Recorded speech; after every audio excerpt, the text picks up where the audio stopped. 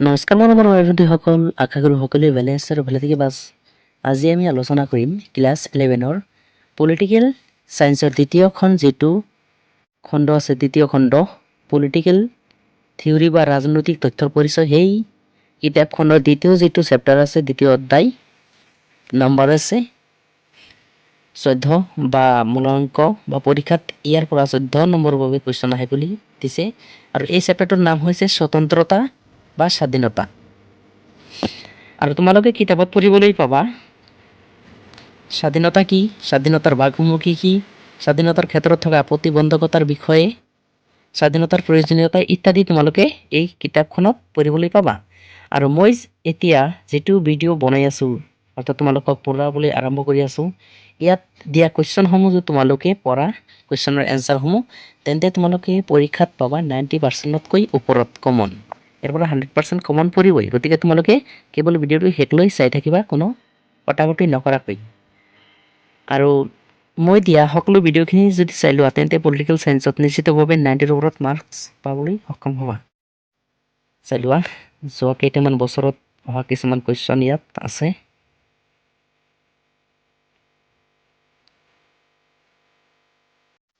চাই লোৱা, ইয়াত কেইটামান কুৱেশ্যন।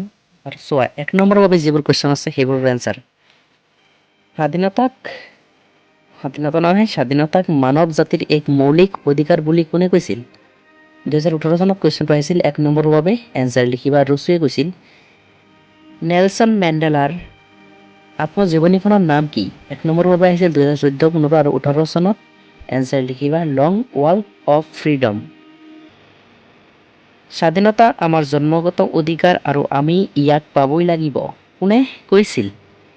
কুৱেশ্যনটো আহিছিল 2017 চনত। 1 নম্বৰৰ বাবে এনচাৰ লিখিবা বাল গংগাধৰ তিলক। অন লিবাৰ্টি নামৰ গ্ৰন্থখনৰ লিখক কোন? কুৱেশ্যনটো আহিছিল 2016 চনত। 1 নম্বৰৰ বাবে এনচাৰ লিখিবা জন ষ্টুৱাৰ্ট মিল। স্বাধীনতা বুলিলে কি বুজায়? 2012 চনত আহিছিল। 1 নম্বৰৰ বাবে। তোমালোকৰ বাবে এইটো 2 নম্বৰৰ বাবে আহিব পাৰে। চাই লোৱা, স্বাধীনতা বুলিলে সেইবোৰ সুযোগ সুবিধা বুজায় যাৰ দ্বাৰা ব্যক্তিয়ে নিজৰ ব্যক্তিত্বৰ বিকাশ সাধন কৰাৰ লগতে আইন অনুসৰি কোনো বাধা নোহোৱাকৈ কোনো কাম কৰিব পাৰে। অৰ্থাৎ কিছুমান সুযোগ সুবিধা আছে যিবোৰে মানুহে তাৰমানে নিজৰ ইচ্ছা অনুসৰি কৰিব পাৰে আৰু কাৰো বাধা নোখোৱাকৈ, বা কোনেও বাধা নিদিয়ে। চাই লোৱা, সজাগতাই স্বাধীনতাৰ চাবিকাঠি, কোনে কৈছিল? এনচাৰটো লিখিবা থমাছ জেফাৰচন। স্বতন্ত্ৰতা চৰম নে? এনচাৰ লিখিবা নহয়। নিৰন্তৰ সজাগতাই স্বাধীনতাৰ মূল, কথাষাৰ কোনে কৈছিল? এনচাৰ লিখিবা থমাছ জেফাৰচন।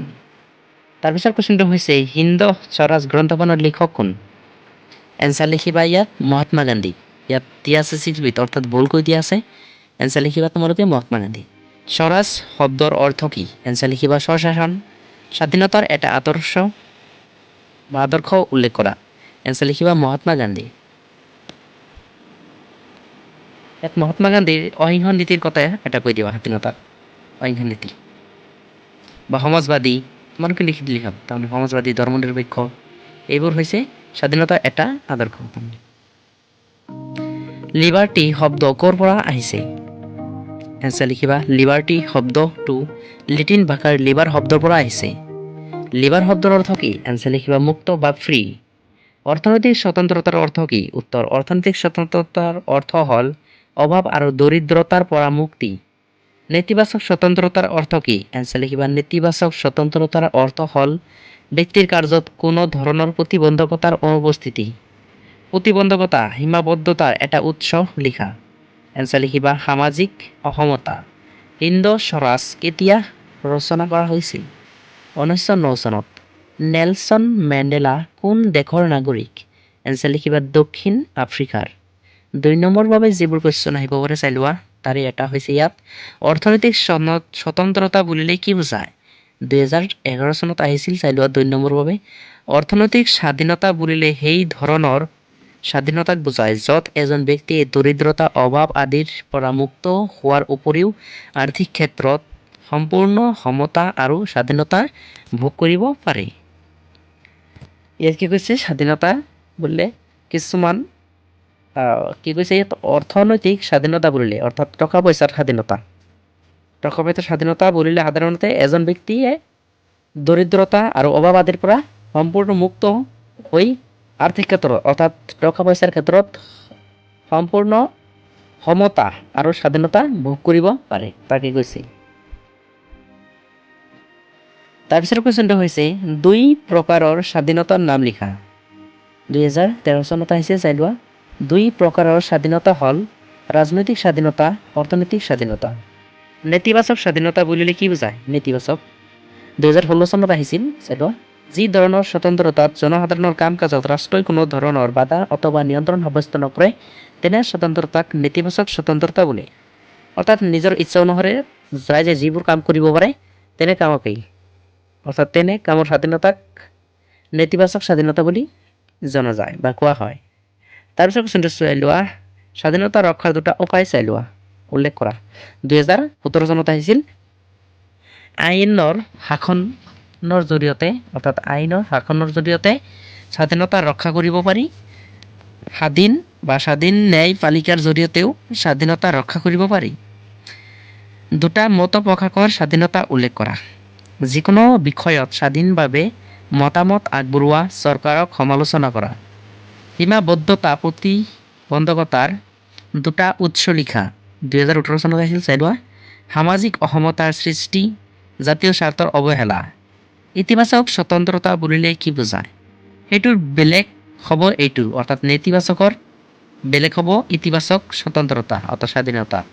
যি ধৰণৰ স্বতন্ত্ৰতাৰ জনসাধাৰণৰ কাৰ্যত ৰাষ্ট্ৰ বা চৰকাৰে যুক্তিসংগত বাধা আৰোপ কৰিব পাৰে তাক ইতিবাচক স্বতন্ত্ৰতা বুলি কোৱা হয়। চৌকি কোন দেশৰ নাগৰিক? তেওঁৰ গ্ৰন্থখনৰ নাম কি? চৌকি ম্যানমাৰৰ নাগৰিক। তেওঁৰ গ্ৰন্থখনৰ নাম হ'ল ফ্ৰীডম ফ্ৰ ফিয়াৰ। 4 নম্বৰৰ বাবে যিবোৰ কুৱেশ্যন এইবোৰ চাই লোৱা। সাকাৰাত্মক বা ইতিবাচক স্বাধীনতা সম্পৰ্কে চমুকৈ লিখা চাই লোৱা। 4 নম্বৰৰ বাবে 2018 চনত আহিছিল। যি ধৰণৰ স্বতন্ত্ৰতাত জনসাধাৰণৰ কাৰ্যত ৰাষ্ট্ৰ বা চৰকাৰে যুক্তিসংগত বাধা আৰোপ কৰিব পাৰে তাক ইতিবাচক স্বতন্ত্ৰতা বুলি কোৱা হয়। অৰ্থাৎ এই ধৰণৰ স্বতন্ত্ৰতাত যদি কোনো এজন ব্যক্তিৰ স্বাধীনতাই বা স্বতন্ত্ৰতাই আন ব্যক্তিৰ স্বতন্ত্ৰতাত বাধাৰ সৃষ্টি কৰিছে তেন্তে তাত ৰাষ্ট্ৰই হস্তক্ষেপ কৰিব পাৰে। 2 নম্বৰ পইণ্টত লিখিবা ইয়াত সাময়িক অৰ্থাৎ সাৰ্বিক বা সকলোৰে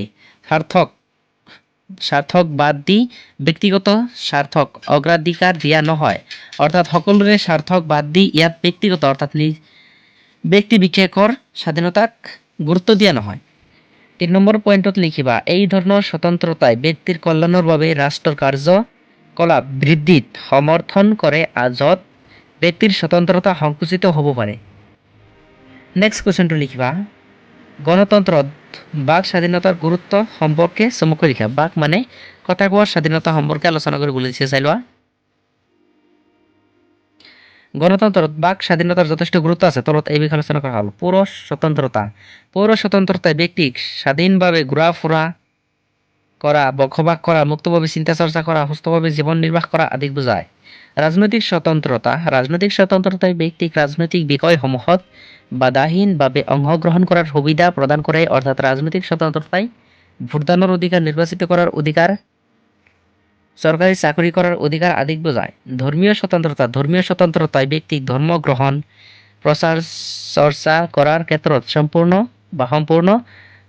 সুযোগ প্ৰদান কৰে। অৰ্থাৎ কোনো ব্যক্তিয়ে ধৰ্মক লৈ কোনো বৈষম্যৰ সন্মুখীন হ'ব লগা নহয়।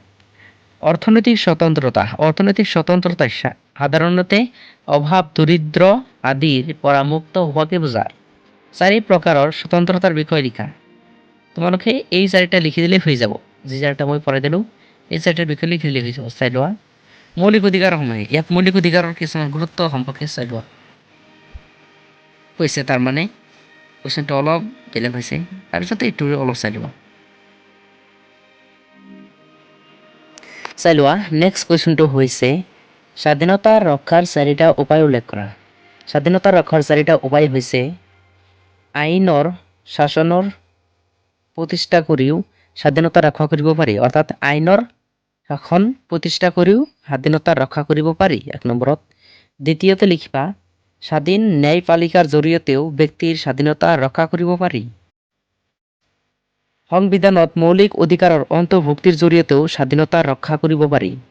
আকৌ স্বাধীনতা ৰক্ষাৰ আন এটা উপায় হ'ল জনমত আৰু গণমাধ্যমসমূহৰ সতৰ্কতা। এইকেইটা হৈছে স্বাধীনতা ৰক্ষাৰ উপায়। নেক্সট কুৱেশ্যনটো লাষ্ট কুৱেশ্যনটো চাই লোৱা 6 নম্বৰ বাবে আহিব পাৰে। নেতিবাচক আৰু ইতিবাচক স্বাধীনতাৰ ধাৰণা সম্পৰ্কে ব্যাখ্যা কৰা। 6 নম্বৰ বাবে আহিছে 2016 চনত চাই লোৱা। স্বতন্ত্ৰতাৰ সাধাৰণতে দুটা দিশ বা ধাৰণা পৰিলক্ষিত হয়, যেনে ইতিবাচক আকাৰাত্মক দিশ আৰু নেতিবাচক বা নাকাৰাত্মক দিশ, অৰ্থাৎ নেগেটিভ আৰু পজিটিভ। চাই লোৱা। যি ধৰণৰ স্বতন্ত্ৰতা জনসাধাৰণৰ কাৰ্যত ৰাষ্ট্ৰ বা চৰকাৰে জনকল্যাণৰ বাবে যুক্তিসংগত বাধা আৰোপ কৰিব পাৰে তাক ইতিবাচক স্বতন্ত্ৰতা বুলি কোৱা হয়। অৰ্থাৎ এই ধৰণৰ স্বতন্ত্ৰতাত সামূহিক স্বাৰ্থক বাদ দি ব্যক্তিগত স্বাৰ্থক অগ্ৰাধিকাৰ দিয়া নহয়। অৰ্থাৎ সকলো স্বাৰ্থক বাদ দি নিৰ্দিষ্ট বিশেষ ব্যক্তিৰ স্বাধীনতাক অগ্ৰাধিকাৰ বা স্বীকৃতি দিয়া নহয়। আনকি ই কোনো ব্যক্তিৰ কাৰ্যই আন ব্যক্তিৰ কাৰ্যত বা স্বতন্ত্ৰতাত বাধা সৃষ্টি কৰিলে তেন্তে তাত ৰাষ্ট্ৰই হস্তক্ষেপ কৰিব পাৰে। অৰ্থাৎ এজন ব্যক্তিৰ কৰ্মই যদি আন এজন ব্যক্তিৰ কৰ্মত বাধা সৃষ্টি কৰিছে তেন্তে ৰাষ্ট্ৰই তাত যুক্তিসংগত বা আইনগত ব্যৱস্থা ল'ব পাৰিব। নেক্সট, আনহাতে যি ধৰণৰ স্বতন্ত্ৰতাত জনসাধাৰণৰ কাৰ্যত ৰাষ্ট্ৰৰ কোনো ধৰণৰ বাধা অথবা নিয়ন্ত্ৰণৰ উপস্থিতি নাথাকে তেনে স্বতন্ত্ৰতাকেই নেতিবাচক স্বতন্ত্ৰতা বুলি কোৱা হয়। অৰ্থাৎ নেতিবাচক স্বতন্ত্ৰতাই ৰাষ্ট্ৰৰ বাধাৰ অনুপস্থিতিক সমৰ্থন কৰে আৰু এই ধৰণৰ স্বতন্ত্ৰতা সমাজৰ বজাৰত কিন্তু চৰকাৰে বাধা আৰোপ কৰিবলৈ নাহে। গতিকে এইখিনিতে ভিডিঅ'টো সামৰিবলৈ চেষ্টা কৰিছোঁ। ধন্যবাদ। ছাবস্ক্ৰাইব কৰিবা।